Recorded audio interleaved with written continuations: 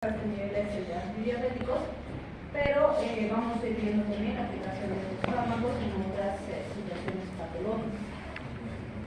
¿Por qué queremos recordar en realidad, ¿no? Porque ustedes ya tienen base sobre las características del funcionamiento pancreático, qué se produce, qué tipos de células tiene, qué enfermedades están relacionadas a estos y demás. Y por supuesto siempre ver la aplicación clínica de este tema en particular y de sus características. Entonces, si recordamos, fisiológicamente hablando, sabemos que el páncreas de un individuo estándar tiene alrededor de 1 millón de islotes del año. Y además, esto pues está relacionado a la presencia, vamos a decir, de varios tipos de células diferentes, y cada una de esas células produce una sustancia química diferente que está relacionada a un proceso metabólico diferente. Entonces sabemos que tenemos células alfa, donde se produce el glucagón y el proglucagón, las células beta, donde se produce la insulina, la proinsulina y la amilina, y que estas son, podríamos decir, las que más recordamos, porque son las que más sacamos a reducir en varias enfermedades, como la diabetes en particular. También tenemos las células delta, que producen somatostatina, que las hemos visto cuando hemos hablado del sistema gastrointestinal, las F-polipeptídicas, que se encargan de la producción del polipéptido pancreático, y las G, que van a estar encargadas de producir gastrina, que también les hemos visto antes. Entonces, básicamente estas tres, las delta, las polipeptídicas y las gástricas, o las G, están relacionadas con la función gastrointestinal, que la hemos visto en el capítulo anterior. Entonces, ahora nos vamos a enfocar principalmente en las alfa y beta, que están más relacionadas con lo que es el control glicémico y esta parte metabólica que nos interesa reforzar. ¿Qué decimos en relación a sus productos? Básicamente ya lo hemos mencionado, ¿no? Insulina, glucagón, sabemos que están muy ligados a lo que es el metabolismo energético. Recordamos que la insulina es anabólica y va a favorecer el almacenamiento y el acumular, podríamos decir, o guardar todo lo que sobre de carbohidratos y demás. En cambio, el glucagón es hiperglicemiante y se va a encargar de movilizar reservas cuando estamos en situaciones de ayuno, cuando no hay glucosa suficiente. Lo que hace es liberar glucosa de las reservas, en general de lo que tenemos almacenado como glucógeno, para que se pueda utilizar. Y también sabemos que está ligada con la gluconeogénesis, ¿cierto? La amilina está relacionada con la regulación del apetito, el vaciamiento gástrico y la secreción de glucagón e insulina. Entonces también participa como mediador en lo que es el metabolismo energético. Y como ya dijimos, la gastrina está ligada con la secreción ácida gástrica, el polipéptido pancreático con los fenómenos digestivos, y la somatostatina también con los fenómenos secretorios a nivel gastrointestinal. Entonces vamos a ir aterrizando, vamos a decir, en lo que sería la diabetes. ¿Cómo definen diabetes? ¿Qué es la diabetes? Muy bien, es un trastorno metabólico, ¿sí? Y algo que no debemos olvidar cuando hablamos de metabolismo es que obviamente existen varios elementos a considerar aparte de los fármacos, ¿sí? No es solamente el fármaco suficiente para producir el efecto que vamos a ir a buscar. Entonces decimos que esta enfermedad metabólica, que además es crónica, se caracteriza por un incremento glicémico, que puede estar asociado, por un lado, a una secreción ausente o inadecuada de insulina por el páncreas, o por otro lado, a resistencia a la insulina. Y en base a esto, pues se han ido viendo varias características de clasificación y de distintos tipos de diabetes que vamos a ver más adelante, ¿no? Entonces, algo importante que debemos recordar es esto. ¿Cuáles son las 5 P's de la diabetes?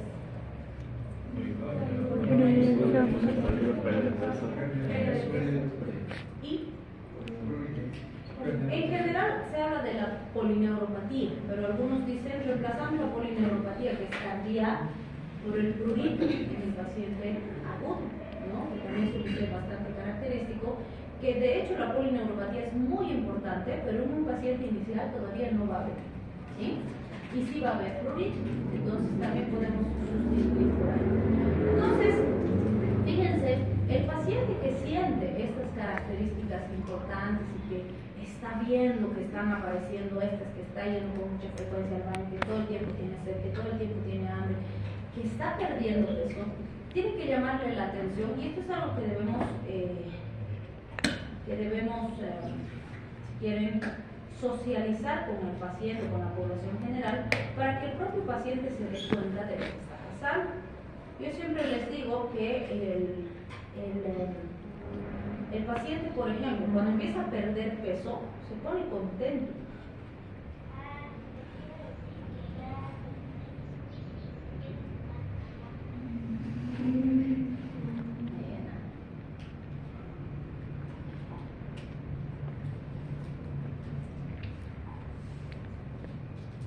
Entonces, el paciente normalmente cuando empieza a perder peso se pone contento, ¿no? Y dice, wow, estoy bajando de peso, ya estoy pantaloncito, que no me quedaba ya está entrando de nuevo. Y se pone feliz, ¿no? Entonces, siempre le decimos al paciente, si estás empezando a bajar de peso y no estás haciendo nada que justifique esa pérdida de peso, no te alegres, preocupate, ¿sí? Porque bueno, si estoy haciendo ejercicio, estoy haciendo dieta y empiezo a bajar de peso, está bien. Pero sin hacer nada empiezo a bajar de peso, uy, no habrá un tumorcillo por ahí, ¿sí? No habrá diabetes por ahí. Entonces no es normal bajar de peso mágicamente sin hacer nada. ¿Sí? Sería maravilloso pues que nos pase a todos, ¿no? Pero no pasa. Entonces no hay que alegrarse de eso, hay que preocuparse. Y es muy importante considerar eso, ¿por qué? Porque la diabetes como tal tiene una triada. ¿Se acuerdan de Bioki? Que hemos visto el trípode de la diabetes. ¿Cuál era? Del tratamiento de la diabetes. Uno es fármacos, claro, siempre, por supuesto. Dieta y ejercicio. Si no están los tres, no sirve. O sea, el fármaco no es que el fármaco no va a servir, el fármaco sirve. El fármaco cumple su función, pero no es suficiente. Porque si el paciente toma su fármaco, pero come lo que le da la gana, no hace actividad física, es sedentario, etc., el fármaco solito va a batallar hasta donde pueda y va a fracasar en algún momento. Y por eso es que tenemos pacientes diabéticos tipo 2 que ya están recibiendo insulina, pacientes tipo 2 que igualito están teniendo las retinopatías diabéticas, las polineuropatías diabéticas, las nefropatías diabéticas, las cardiopatías diabéticas, igualito están llegando a ese final, si quieren, donde todo se empieza a complicar. ¿Por qué? Porque el daño que produce la diabetes igual se ha producido porque no ha hecho correctamente su tratamiento. ¿Sí? Entonces es muy importante que el paciente vigile su peso, se mantenga en movimiento, es decir, que haga ejercicio. No le voy a decir que sea maratonista, pero tiene que hacer actividad física moderada de forma sistemática y disciplinada. ¿Sí? Que el paciente cambie su estilo de vida, su alimentación, sus hábitos más saludables. Y no es lo mismo hacer dieta que tener hábitos alimenticios saludables. La diferencia es que la dieta la hago un par de semanas y luego dejo de hacer como lo mismo que comía antes y fracasa. En cambio, el hábito alimenticio correcto es importante. Es un hábito. Lo voy a hacer sistemáticamente todo el tiempo y eso me va a mantener sano. Entonces tenemos que cambiar ese concepto. No es dieta, son hábitos alimenticios y hábitos de actividad física saludables. ¿Sí? Bien. Si hablamos del diagnóstico del paciente con diabetes, ¿qué nos dice la ARA? ¿No? Siempre son los criterios de ARA. Entonces nos dice, síntomas típicos asociados a glicemias por encima o igual a 200 miligramos de cilitro, diabetes. ¿Sí? Si tenemos paciente en ayunas, ¿cuánto es lo normal de la glicemia? De 70 a 100. Algún tiempo decíamos hasta 120, también de 60 a 120. Pero que fueron bien, que con 60 veces ya tenían daño producido por glicemia y con 120 ya estábamos entrando tarde a la prevención. Entonces se modificó, 70 a 100 es lo que más se maneja actualmente. ¿Sí? Entonces, si tenemos pacientes en ayunas, ¿sí? Si están encima de 100, ya decimos, uy, intolerancia. ¿Sí? Y si está por encima de 126, diabetes. ¿Sí? Y bueno, también tenemos nuestra pruebita de tolerancia, ¿no es cierto? A las 2 horas por 75 gramos de glucosa, encima de 140, ya hay tolerancia, encima de 200. Entonces es importante que nosotros analicemos esto, y obviamente no solo la glicemia, tengo que ver, ¿y cómo está el índice de masa corporal de este paciente? ¿Sí? ¿Y cómo está el perfil lipídico? Porque en base a estos otros parámetros más, voy a ir viendo el riesgo cardiovascular que tiene y cómo está su presión arterial. ¿Sí? Todo eso tengo que valorar en cada paciente, más aún si es diabético. Entonces esos criterios me van a ayudar a hacer el diagnóstico. Clásicamente hablábamos de dos tipos de diabetes, ¿no es cierto? ¿Cuáles son? ¿Cuál es el tipo 1? ¿Y el tipo 2? No insulina. Ok, pero ¿han visto la última clasificación? Ya nos han complicado la existencia, ¿no? Entonces, tenemos la de tipo 1 que antes se decía solamente es la idiopática, pero ya hace algunos años se habla de la autoinmune, que además en estas épocas ha tomado fuerza la autoinmune. La diabetes tipo 2, que sería la no insulino dependiente, o si quieren, en la que existe resistencia a la insulina. Hay insulina, pero las células no están respondiendo. Y esta está muy ligada, va bien de la mano con la obesidad. ¿Sí? Y bueno, actualmente en la de tipo 3 nos hablan de otros tipos específicos de diabetes. Y ahí pues se ha hecho un chorizo de grande, donde hablamos de los defectos genéticos de la función de la célula beta, donde está la diabetes MODY, ¿no? Que es nueva, de las últimas que se han empezado a describir. Los defectos genéticos de acción de la insulina, las enfermedades pancreáticas a nivel exócrino, las endocrinopatías, las inducidas por tóxicos o agentes químicos, las infecciones, que ahí están, por ejemplo, las pancreatitis, ¿no? Que también pueden producir alteraciones, y las formas poco comunes de diabéticas o de diabetes, asociadas a alteraciones inmunológicas, digamos, o inmunomediadas, como dicen otros autores, y otros síndromes genéticos asociados generalmente a diabetes mellitus. Es decir, aquí tenemos la aparición de nuevas que están asociadas a trastornos genéticos que antes no se conocían. Y después de la lectura del genoma humano, recién se han ido viendo esas alteraciones que predisponían a estas. Antes, a gran parte de estas se las encasillaba por diabetes tipo 2, ¿no? O por diabetes tipo 1, si es que no había suficiente insulina. Y aquí, en este grupo, están, por ejemplo, las farmacológicas, que ahí entran estas asociadas a agentes químicos. Y, por ejemplo, uno de los grupos farmacológicos más conocidos por poder producir un debut de diabetes en un paciente son los corticoides. ¿Sí? ¿Por qué? Porque los corticoides producen resistencia a la insulina. ¿Sí? Entonces es una causa bastante común. Y en tipo 4 estaría la diabetes gestacional, que está ligada y es específica de la gestación, es decir, paciente embarazada. ¿Sí? Entonces vamos a ir viendo las características de algunas de ellas. Recordad, diabetes tipo 1, entonces decimos aquí, no hay insulina.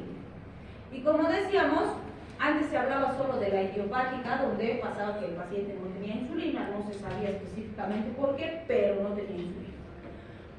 Después se fue hablando de alteraciones en las que el propio sistema inmune del paciente empezaba a destruir sus células beta. Y eso hacía que, obviamente, como quien produce la insulina se está destruyendo, cada vez exista menos insulina hasta que en algún momento el paciente no tenía suficiente insulina para funcionar. Entonces, es muy importante porque obviamente tenemos alteraciones a nivel de la respuesta inmunológica, del complejo mayor de histocompatibilidad, etcétera, en lo que sería el paciente, y existen pruebas específicas de cuantificación de factores inmunológicos que nos pueden ayudar a hacer el diagnóstico, ¿no? Entonces, la autoinmune también es conocida como la ADA, ¿no es cierto? Y vamos a ver que obviamente la presencia de estos anticuerpos en el organismo del paciente y en pruebas especiales va a ser la confirmación diagnóstica. Antes decíamos, diabetes tipo 1 es juvenil, porque normalmente aparecía antes de los 30 años, ¿sí? Pero actualmente decimos, si bien predomina en etapas tempranas de la vida, puede aparecer en cualquier edad del individuo. Porque al ser un trastorno autoinmune, la autoinmunidad puede presentarse en cualquier edad, en el individuo 40, 50, 60 años, igual puede aparecer, ¿sí? Entonces es muy importante considerar esas alteraciones. También es importante considerar que, como en este caso no hay insulina suficiente, el paciente va a recibir insulina como tratamiento de base. Y acá nos muestra, ¿no? En esta autoinmune, por ejemplo, los marcadores autoinmunes positivos en general van a estar presentes en el 85 a 95% de los pacientes, o sea, es un porcentaje súper alto. Tenemos anticuerpos anti-islotes, los famosos ICAS, también los anti-GAS, la decarboxilasa del ácido glutámico, los anti-rosinas fosfatasas y muchos otros marcadores que van a mostrarnos que el paciente tiene la presencia de gran cantidad de anticuerpos que están atacando la propia célula beta y los que se encargan de producir insulina en el plasma, ¿sí? Bien, en el caso de la idiopática vamos a ver que hay alteraciones metabólicas, pero no hay marcadores inmunológicos, y eso nos va a permitir hacer el diagnóstico diferencial. Entonces, sí puede haber asociación con algunos genes HLA, pero no hay todos esos marcadores antipancreáticos, anticelular B, etcétera, que se ven con nosotros. Entonces, esa es la única forma en hacer una diferenciación. Pero el cuadro es muy parecido en los dos casos. Va a pasar que el paciente no tiene insulina y que está debutando con síntomas característicos y clásicos de diabetes, ¿sí? Pero en uno hay marcadores y en otro no hay marcadores. Bien. Entonces, LADA significa diabetes autoinmune latente del adulto, que esta sería una variación donde vamos a ver que no aparece en la clasificación de la ADA. Los pacientes son, en general, pacientes adultos, no requieren insulina al principio porque todavía se conserva cierta cantidad de producción, pero a medida que va evolucionando la enfermedad, va a ir necesitando insulina. Pueden haber marcadores autoinmunes presentes, y va a haber dependencia progresiva a la insulina, como decíamos, en base al grado de destrucción que existe. Mientras mayor la evolución, mayor destrucción y por lo tanto mayor necesidad de insulina, ¿sí? Alguna diferencia importante con la diabetes tipo 2 es que puede haber un fracaso secundario, es decir, un paciente con diabetes tipo 2 puede debutar con la DA. ¿Qué dice? ¿Será? Por supuesto, porque un paciente con diabetes tipo 2 puede presentar una enfermedad autoinmunitaria en cualquier momento de su vida y eso va a determinar que se asocien los dos tipos de diabetes. Entonces a eso se refiere, y aquí también vamos a ver que sí se puede combinar diabetes tipo 1 con diabetes tipo 2. En la diabetes tipo 2, como ya dijimos, sí hay insulina, el problema es resistencia a la insulina. Y esa resistencia a la insulina puede deberse a varios factores y, como decíamos, uno de los factores más importantes es la obesidad. Se cree, o sea, hay varias teorías, ¿no? Una de ellas dice que el receptor donde actúa la insulina por la obesidad se ha llenado de grasa y al estar lleno de grasa, entonces la insulina no logra estimular correctamente, ¿sí? Otra de las teorías nos dice que la celulita beta, que es la que se encarga de producir insulina, también está llena de grasa y esa presencia de grasa en su estructura está dificultando su capacidad metabólica para producir insulina. Por eso nos dice que si bien resistencia es el elemento fundamental, también puede haber una secreción inadecuada de insulina que empeora el problema, ¿sí? Además, vamos a ver que en estos pacientes es muy común que exista alteración de la función lipídica, es decir, si quieren colesterol, triglicéridos, IDLs, VLDLs, etcétera, suelen estar altas y las HDLs bajas. Entonces, todo paciente con diabetes tiene que tener una vigilancia de su perfil lipídico.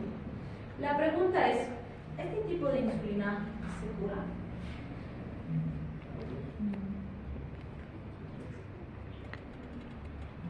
¿Sí o no? ¿Qué se acuerdan? Ahorita vamos a analizar. Entonces, ¿qué factores de riesgo tenemos para diabetes tipo 2 mientras van pensando si se cura o no se cura? En general, aparecen pacientes con más de 50 años. Pero otra vez digo, no es una regla absoluta. ¿Puede aparecer en pacientes más jóvenes? Sí. Y en pacientes obesos, donde ha habido un debut importante de obesidad en estos últimos años, hemos empezado a tener trastornos metabólicos atípicos antes de lo que normalmente se esperaba. ¿Sí? También es importante considerar que en pacientes más jóvenes o con más frecuencia, como acabamos de decir, no obesos, pero también pacientes que tienen antecedentes genéticos. Se habla mucho del gen de la obesidad desde que se hizo la lectura del genoma humano y también del gen de la diabetes, ¿no? Entonces, por ejemplo, los diabetólogos dicen, el que tiene gen de diabetes va a tener diabetes. En algún momento de su vida va a tener diabetes, ¿sí? Pero, yo les digo siempre, es la suma de varios factores asociados. Porque si tengo la predisposición genética, pero yo tengo buena actividad física, como saludable, etcétera, y disminuyo factores de riesgo, es probable que no debute con el cuadro al final, ¿sí? Pero obviamente si soy descuidado, encima soy obeso, encima, qué sé yo, me gusta fumar, me gusta beber y demás, seguro que voy a debutar, porque ya tengo la predisposición genética, ¿sí? Entonces es muy importante considerar esas características familiares también. Quienes tienen antecedentes familiares tienen que ser más disciplinados en sus hábitos de vida saludables. También se ha visto que las mujeres con antecedentes de recién nacidos con pesos mayores o iguales a 4,500 kilos, es decir, 4 kilos con 500, ¿cómo sería? 4 kilos y menos. ¿Qué? 4 kilos y 4 kilos 500 gramos. ¿Con cuánto más o menos nacen las guaguitas en nuestro medio? ¿Han contado ya? La mayoría 3,500, ¿sí? Entonces, ¿y por qué una guaguita de ese peso nos orienta a que podría haber más riesgo?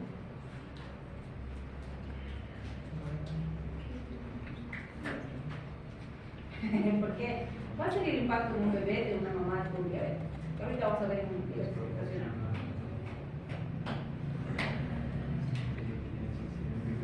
sí o sí la cesárea con 4,500 no, los más grandecitos nacen normalmente. Depende de la pelvis de la mamá también, ¿no? Hay pelvis límites, pelvis normales. Pero sí, hay, creo que en los récords Guinness está, guaguitas que han nacido de 7 a 8 kilos. Es decir, macrosón. Este no está bien. ¿Sí? ¿Por qué? Porque el antecedente de un bebé así de grande, ¿qué nos dice? Que la mamá puede estar debutando con diabetes gestacionales y eso puede aumentar el riesgo de que debute con una diabetes tipo 2. ¿Sí? Bien, también es importante considerar la hipertensión, las dislipidemias, los antecedentes de glicemias en ayunas alteradas o intolerancia a la glucosa, porque son factores que aumentan el riesgo de que el paciente debute en algún momento con diabetes.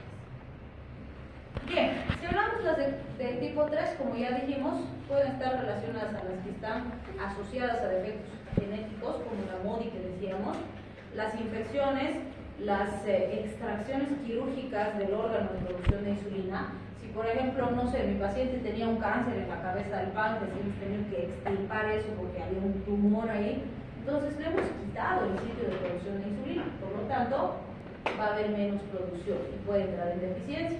Las infecciones, como dijimos, los fármacos y por supuesto las enfermedades extrapancreáticas, ¿no? ¿Qué características tiene la MODY, que es una de las últimas, como les decía, que se ha ido describiendo? Entonces, en este caso, vamos a ver que normalmente debuta antes de los 25 años, o sea, pacientes más jovencitos todavía, ¿sí? Normalmente vamos a decir que 3 o más generaciones de la misma familia hayan debutado con la enfermedad. Y en muchos casos, como esta es una de las últimas que se ha ido describiendo, pasa que pues, los papás, los abuelitos, los bisabuelitos tenían diabetes, pero no se había diagnosticado diabetes móvil, sino una diabetes tipo 2, una diabetes tipo 1, porque no se conocía mucho al respecto de esto, pero tiene antecedentes familiares fuertes de diabetes, ¿sí? También tenemos la monogénica con herencia autosómica dominante. En general hay buena respuesta al tratamiento de este tipo de diabetes Mejor si es con dieta y con ejercicio, los resultados son mucho mejores. ¿Sí? Entonces fíjense, otra vez aquí volvemos a insistir en que si tiene predisposición genética, pero es disciplinado con su alimentación, con sus fármacos y con sus cuidados en general, la probabilidad de que vaya bien el tratamiento es bastante alta. No nos vamos a detener con todos los subtipos de MODY que existen, porque eso seguro que lo van a ver en fisiopatología. Sabemos que hay MODY 1, 2, 3, 4, 5, 6. ¿Sí? Entonces, estas, como les digo, son las últimas que se han ido describiendo, que seguro que las van a ver en fisiopato y en inmuno probablemente. Y bueno, nuestra diabetes gestacional, que estaría relacionada al embarazo, a la gestación. En este caso, decimos, existe resistencia a la insulina, pero la resistencia a la insulina está ligada de forma directa al embarazo. ¿Por qué? Porque es la placenta y las hormonas placentarias las que generan esa resistencia a la insulina. ¿Sí? Entonces, cuando hay placenta y hormonas placentarias, solo cuando la mamá está gestando. Si no está gestando, no va a haber placenta ni hormonas placentarias. ¿Sí? Entonces decimos que en general, cuando nace el bebé, debe desaparecer la diabetes, porque las causantes se van a eliminar en el periodo de alimentamiento, ¿no es cierto? Sí se ha visto una prevalencia hasta del 7%, algunos autores hablan incluso entre 1 hasta el 14%, dependiendo de la población, y obviamente hay que hacer una vigilancia. En realidad, toda mamá embarazada en su control prenatal se le hace un estudio glicémico, ¿no? Y en base a eso se hace también el diagnóstico de diabetes gestacional. Es importante considerar los siguientes parámetros. Glicemia en ayunas de 92 miligramos de cilitro. Fíjense, está un poquito por debajo del normal, podríamos decir, ¿no? A la hora, 180 miligramos de cilitro y a las 2 horas, 153 miligramos de cilitro. Entonces, estos parámetros en una mujer embarazada nos van a orientar a que puede existir una diabetes gestacional. ¿Cuándo se debe hacer esta determinación? Entre la semana 24 y 28 de la gestación, ¿sí? En caso de ser negativa y de presentar factores de riesgo, se puede repetir entre las 31 y 33 semanas de gestación, ¿sí? Para corroborar o ver si era un falso negativo y demás. Se puede realizar la prueba de tolerancia a la glucosa disolviendo en 375 cc de agua, porque no le vamos a dar la misma dosis que a una paciente o un paciente que no está gestando, y se ingiere en 5 minutos y también hacemos la valoración. ¿Sí? ¿Por qué no antes? Porque fíjense, 24 semanas ya es un tiempo importante de gestación. ¿Por qué no hacemos el diagnóstico, por ejemplo, no sé, a las 10 semanas de gestación, que ya estaría más de 2 meses embarazadita, ¿no ve? ¿Por qué no antes? ¿Por qué entre esas semanas será importante? O al inicio del embarazo, ¿por qué no?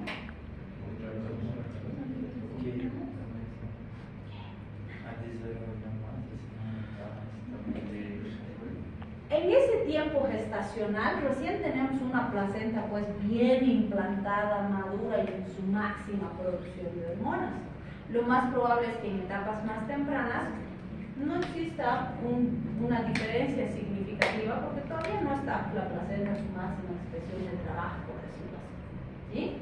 Entonces es muy importante considerar también esas características. ¿Qué antecedentes de diabetes gestacional se deben considerar? Primero, si la mamá ya ha tenido gestaciones donde ha tenido alteraciones glicémicas, si tiene más o igual a 30 años, si ha tenido antecedentes familiares de diabetes, si tiene índice de masa corporal elevado por encima de 27 en general, antecedentes de macrosomía fetal en embarazos anteriores, porque ya puede ser que no le han hecho el diagnóstico, pero sí tenía diabetes gestacional, antecedentes de mortalidad perinatal, que no estén muy claramente determinados de por qué ha fallecido el bebecito, síndromes de ovario poliquístico, que en nuestra población es súper común, tenemos harta pacientita con síndromes de ovario poliquístico, antecedentes de madres con alto o bajo peso al nacer, glicemia en ayunas mayor a 85 miligramos de cilitro. Fíjense otra vez aquí, no está muy por encima, aunque en realidad está dentro del rango.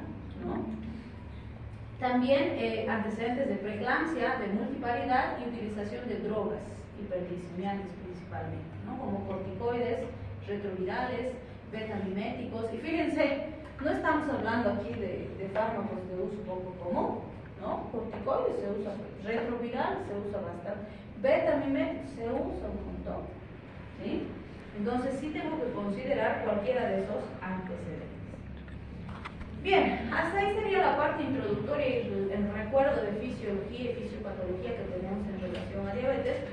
Y ahora necesitamos recordar las funciones básicas más importantes de la insulina, porque vamos a ver que la insulina es parte importante del manejo de estos pacientes, justamente porque un grupo importante y significativo lo que tiene es deficiencia de insulina, ¿sí?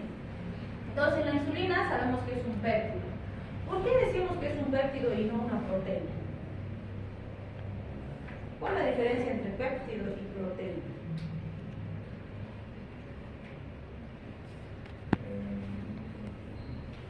Llega a tener muchas aminoácidos.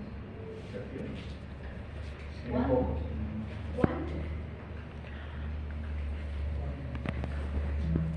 La insulina tiene 51. Para ser proteína, ¿cuánto tendría que tener? Más de 100. ¿Sí? Entonces, como solo tiene 51 es péptido. Se procesa en el aparato de Golgi de las células beta, se almacena en gránulos y sabemos que la liberación es a partir de esos gránulos y en condiciones normales un paciente estándar tiene 8 miligramos de insulina, que sería el equivalente a 200 unidades de insulina. ¿Y eso es alto o es poquito? ¿Será alto? ¿Cuánto se da de dosis de insulina habitualmente a un paciente?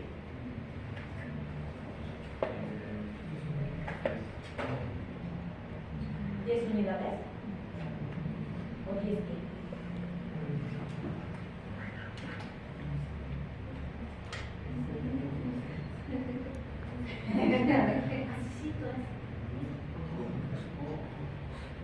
¿Poco? ¿Tú dices que es poco? Ahorita vamos a ver si es poco o es alto. Entonces, fíjense, sabemos que en condiciones normales tenemos un ritmo basal y un ritmo estimulado. El ritmo basal son pequeñas cantidades de esa insulina que se están liberando en base a las necesidades, o pequeñas cantidades cuando no estoy consumiendo mucha cantidad de carbohidratos. El ritmo estimulado es la gran cantidad que se libera de insulina cuando he consumido grandes cantidades de carbohidratos y demás que generan esa activación. Fíjense la diferencia, ¿no? ¿Quiénes estimulan esa liberación masiva de insulina? La presencia de azúcares, de aminoácidos, de péptido 1-glucanoide, de colecistocinina, la actividad vagal y los beta-adrenérgicos. ¿Quiénes inhiben la liberación de insulina? La somatostatina, la leptina, un aumento en la concentración de glucosa, un aumento en los ácidos grasos de larga evolución. ¡Ojo! Este aumento de la concentración de glucosa y de los ácidos grasos de larga evolución está borroso, ¿por qué no me han dicho? Estoy diciendo, yo estoy viendo mal o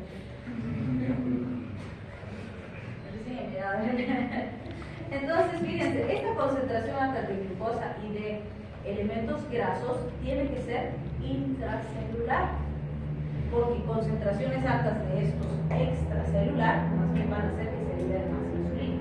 Entonces, ese detalle nos tiene que confundir. Bien, este gráfico nos muestra la forma en que habitualmente se libera la insulina. Entonces sabemos que en la célula beta del páncreas, ¿qué va a pasar? Tenemos receptores GLUT2 y los GLUT2 son los más sensibles a la presencia de glucosa. Entonces, cuando hay grandes concentraciones de glucosa, pues rápidamente la glucosa se mete a la célula beta y en la célula beta se metaboliza y forma ATP. El aumento de la concentración del ATP va a ser el estímulo que hace que se cierren los conductos de potasio. ¿Qué pasa si se cierran los conductos de potasio a nivel de la membrana?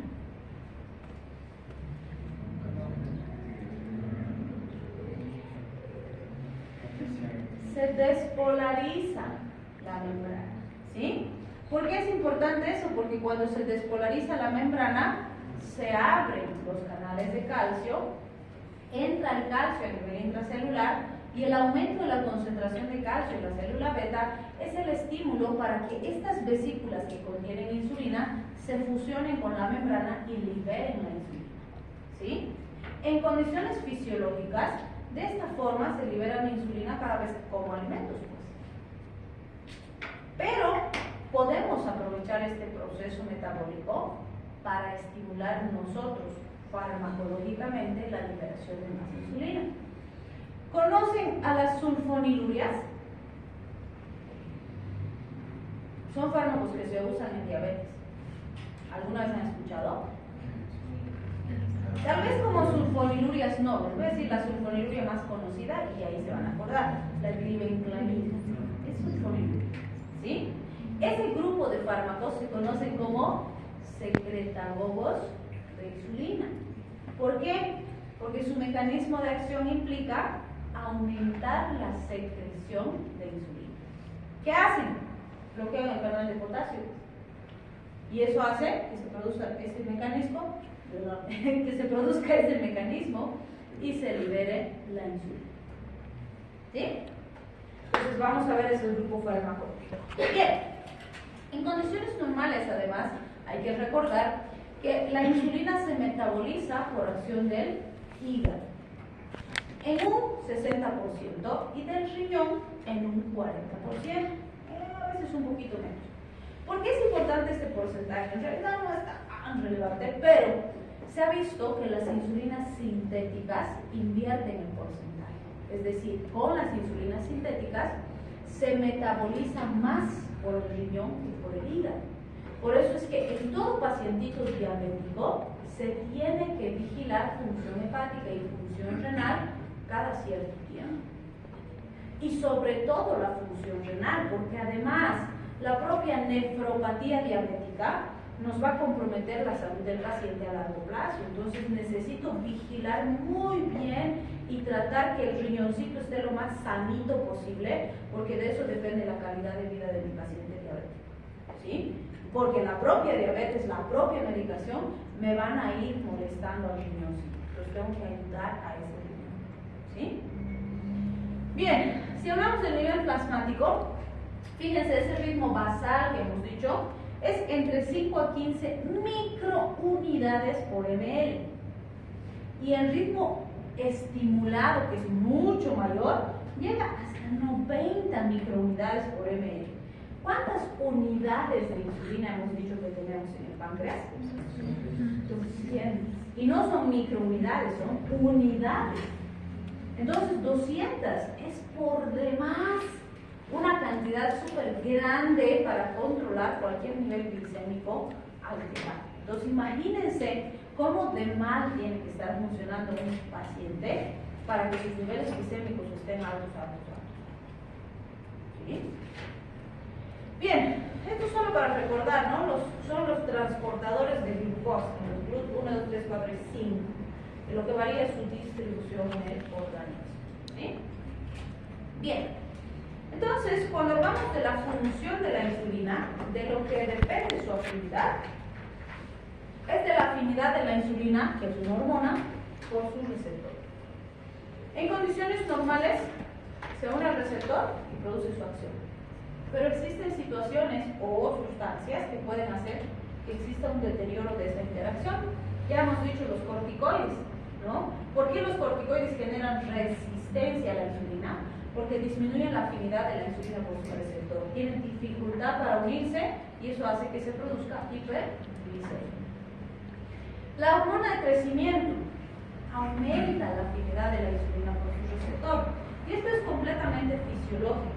¿Por qué la hormona de crecimiento aumentaría la afinidad?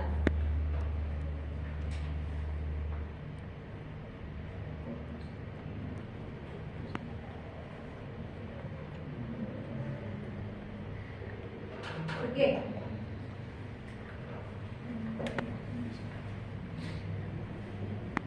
¿Qué pasa si se libera hormona de crecimiento en los tejidos?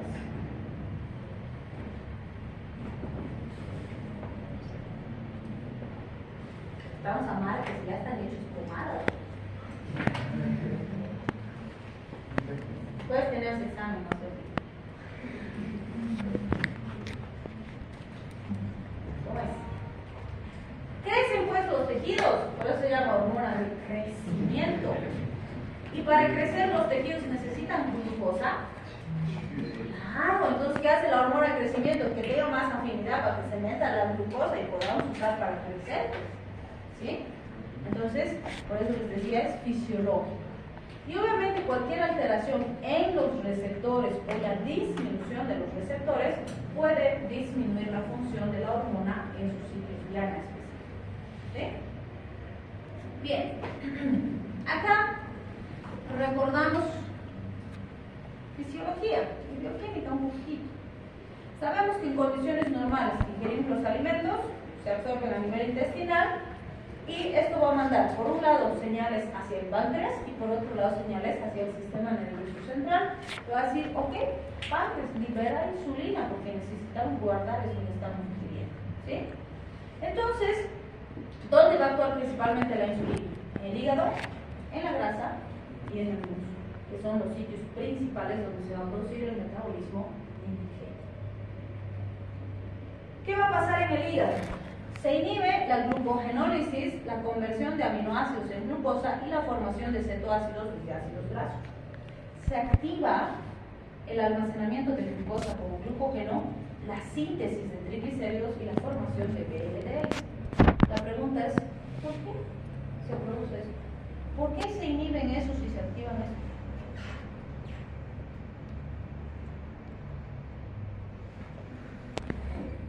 A ver, les pregunto, ¿qué es la glucogenólisis?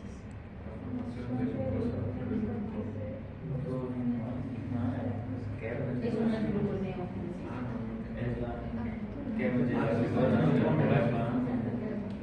Eso no es la glucólisis.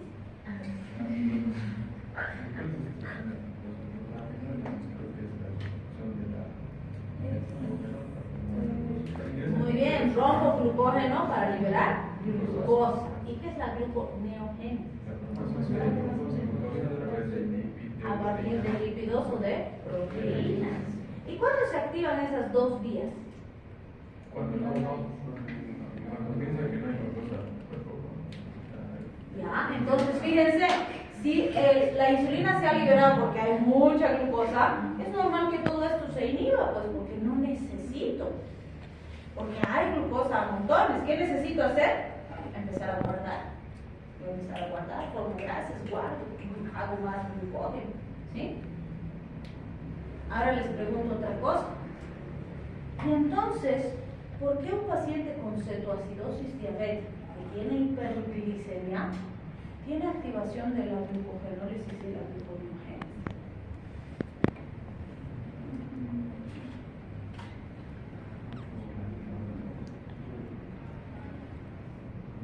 Si tiene cetoacidosis diabética, su glicemia está por las nubes. Por eso se va a descompensar. Pero está dentro. ¿Para qué va a entrar? Claro, el glucógeno está dentro, se rompe y se saca. Por eso, como ustedes me han dicho, esto se activa cuando no hay glucosa. Pero el paciente diabético tiene mucha glucosa, está con glicemia altísima. porque la célula no es capaz de metabolizar esa glucosa, entonces. ¿Por qué? Porque no ingresa la glucosa. Muy bien, entonces el paciente está con un montón de glucosa en sangre, pero sus células se están muriendo, está agonizando porque no tiene glucosa y en su desesperación de tratar de tener glucosa está activando esto. ¿Y esto mejora el problema? No, porque se van a producir más cuerpos cetónicos y se va a complicar más la cetoacidosis. Por eso hay cetoacidosis, por eso se están produciendo cuerpos cetónicos, porque hay gluconeogénesis. Pero parece contrario, ¿no? Pero sí hay glucosa, pero la célula no puede usar. ¿Sí? Entonces fisiopatología es muy importante para entender eso también. Muy bien, eso pasa en el hígado. Ahora, ¿qué pasa en el músculo? Aumenta la síntesis proteica, hay aumento del transporte de aminoácidos, aumenta la síntesis proteica a nivel glucosomal. Se incrementa la síntesis de glucógeno, aumenta el transporte de glucosa, se inhibe la fosforilasa y se estimula la sintetasa de glucógeno. La pregunta es otra vez, ¿por qué? ¿Por qué se produce la activación de todos estos procesos bioquímicos?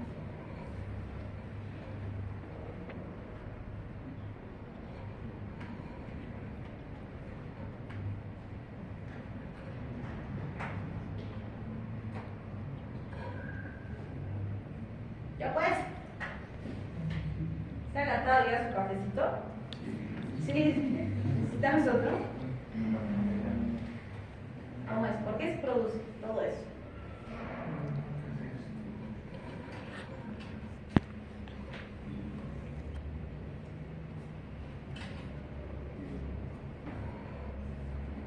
Por la misma razón, pues solo hemos cambiado de órgano. Ya no es el hígado, ahora es el músculo. Hay exceso de glucosa, la insulina está haciendo que se capte glucosa, tengo energía suficiente, entonces pues me pongo a hacer proteínas porque me sobra energía. ¿Sí? Eso estoy haciendo, estoy acumulando, estoy guardando, estoy sintetizando. ¿Sí? ¿Cuál es la diferencia entre el glucógeno que está almacenado en el hígado y el que está almacenado en el músculo? Pues igual.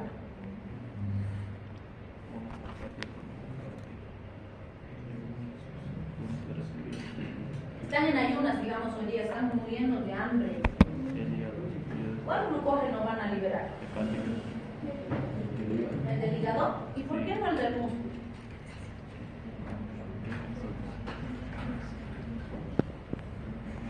Bioquímica, ¿qué ha pasado con su bioquímica?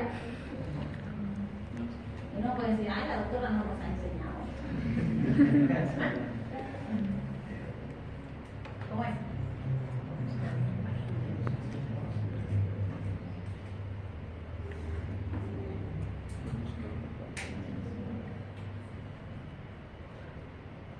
Se usa la del hígado, evidentemente. Pero ¿por qué no se usa la del músculo? No. El músculo es incapaz de liberar su glucógeno para los otros tejidos. Porque bioquímicamente se produce un paso de fosforilación que no permite que ese glucógeno salga del músculo. Lo puede usar solo para el músculo. No comparte con nada. En cambio el hígado sí agarra y empieza a mandar a todos los que necesitan. ¿Sí? Pues no se olviden, esa diferencia bioquímica es importante. Bien, y en el tejido adiposo aumenta el almacenamiento de triglicéridos. Se inhibe la lipasa intracelular, aumenta la acción de la lipoproteína lipasa, se hidrolizan los triglicéridos a partir de lipoproteínas, hay mayor penetración de glucosa, los fosfatos de glicerol se esterifican ácidos grasos. ¿Por qué se producen todos estos cambios?